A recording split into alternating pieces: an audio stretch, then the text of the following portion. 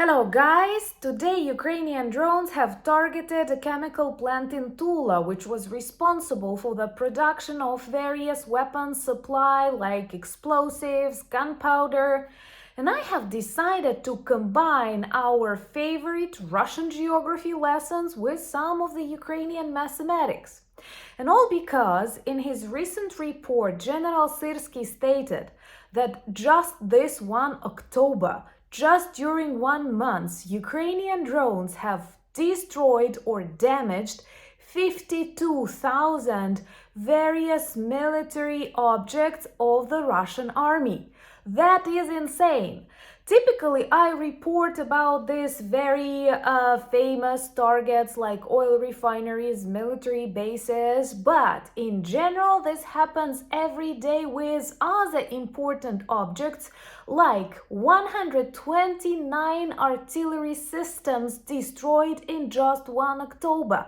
221 various radio location systems, and this is super important for the defeat and demilitarization of Russia.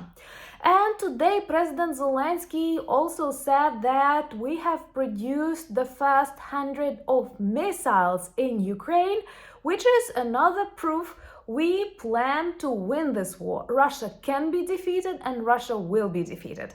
So let's discuss all of these important topics in the video. My name is Anna, I'm from Ukraine, I'm in Ukraine, and if you want to see the collapse of the Kremlin and Putin finally in prison, potentially together with Kim Jong-un in one cell, subscribe. We will talk about that on the channel sometime soon. And please share the videos on your social media platforms. Demonstrate your solidarity with Ukraine.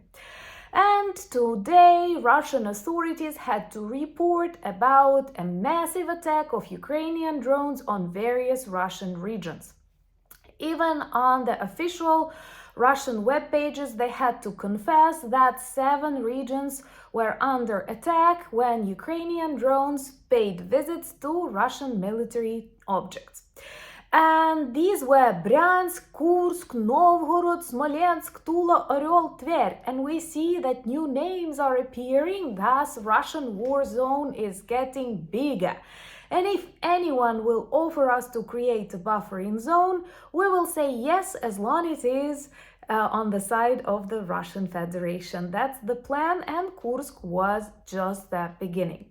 So during this massive attack on 7 Russian regions, various objects were targeted, but the most interesting one is the chemical plant in Tula. Because this chemical plant is the one producing various explosives. I often use the word gunpowder, but some of you correct me, and I hope you understand what I mean, those various explosives that you put in the shells and bombs, but let me know in the comments if that's the wrong word. And Russians often confess they have serious problems with air defense, especially the population that observes these detonations on the military objects and satellite images that demonstrate their destruction. But no solutions are found, and Ukrainian drones keep performing the demilitarization of Russia. And I was honestly surprised to learn that only in 1 month, this October, 52,000 various military targets neutralized. And actually drones participate on various combat missions, we have to keep in mind.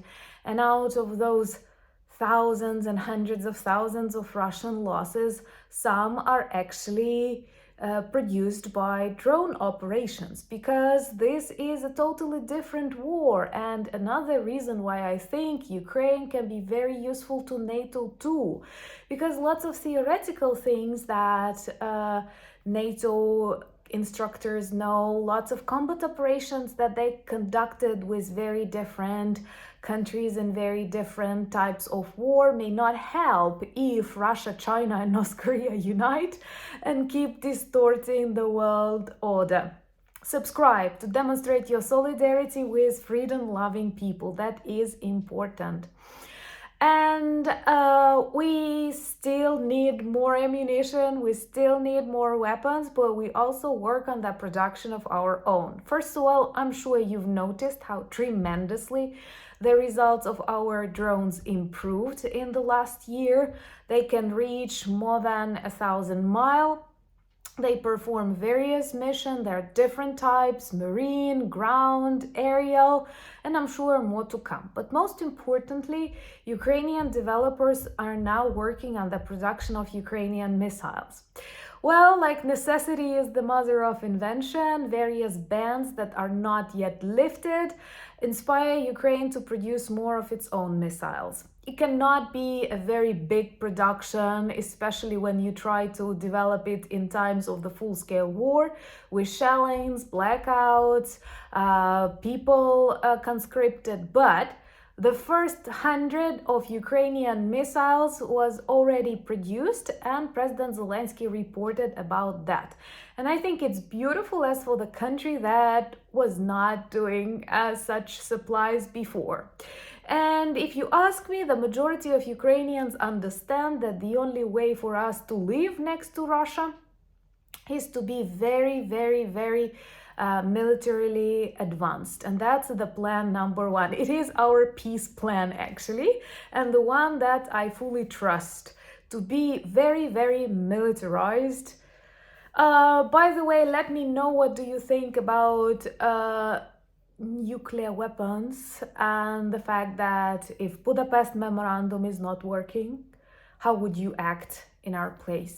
What is the correct reaction when people say like, oh, Budapest Memorandum is not a binding agreement? Well, if it's not binding for our allies, neither it is binding for us then.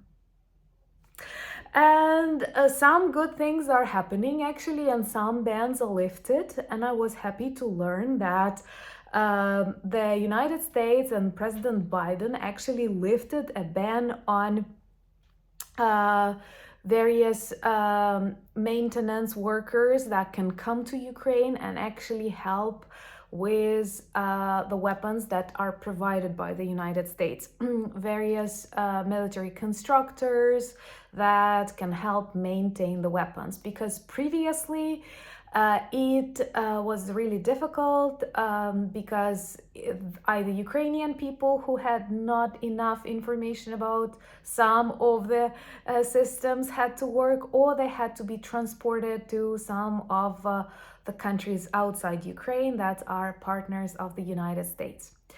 And it's very difficult in times of war. And also many of you may forget about the fact that Ukraine is really, really, really big. I do not want to concentrate on that because it may sound arrogant that I'm showing the big size of the country, but it actually influences a lot of decisions: logistics, movement, training, repairs. For example, Lithuania is the size of one Ukrainian region, and we have 24. Or Denmark is equal to Odessa Oblast, and we have 24 plus Crimea. Crimea is Ukraine, will be, was, and forever. And once again, with such distances, with sometimes even different weather conditions, it's not that simple. And I'm really happy that this ban is lifted and more maintenance teams can come. Maybe this is a sign that when thousands of North Korean soldiers are already fighting in Ukraine, some willing European logisticians, trainers can come and work here. I'm not saying they have to be on the front lines in the trenches. They can stay in my region, for example. You are invited. It is really far away from the hottest zones. It is considered a semi-safe region. We border the European Union, but unfortunately we also border Belarus. You can back us there and I will buy you a coffee. Let me know, what do you think about the European or US soldiers sent to Ukraine for various non-combat, and I stress non-combat missions? I know that the EU is talking about that at the moment. They don't have consensus. How will you with Hungary? But at least it is already circulating, and definitely various words of President Trump boost the enthusiasm of our EU partners. And all I can do as a Ukrainian is just remind you that we are a very good friend, a very trustworthy friend, and a good partner. And by supporting Ukraine, you actually support safety and security in this part of the world that is not so far away from you, even if you are across the ocean, but the economy and everything is so connected. And I hope that together we will defeat the evil, because unpunished evil grows. The history of the Second World War taught us really good. And I am sure with Ukrainian drones, Ukrainian missiles, determination of our allies, Russia will be defeated and demilitarized. Please share the videos that you like on your social media platforms. This helps us remind people about Russian war in Ukraine and also debunk various Russian narratives and fakes that they spread like vipers. Let me know in the comments below what other topics you'd like to be discussed on the channel. Join me on Instagram, X, Threads, and Discord. You can find the links in the description of this video. Check our merch shop for lots of good items that work well as reminders and conversation starters about Ukraine. Thank you for buying me coffees, becoming my patrons and sponsors of the channel. Cheers to you! And most importantly, thank you for standing with Ukraine. Slava Ukraini!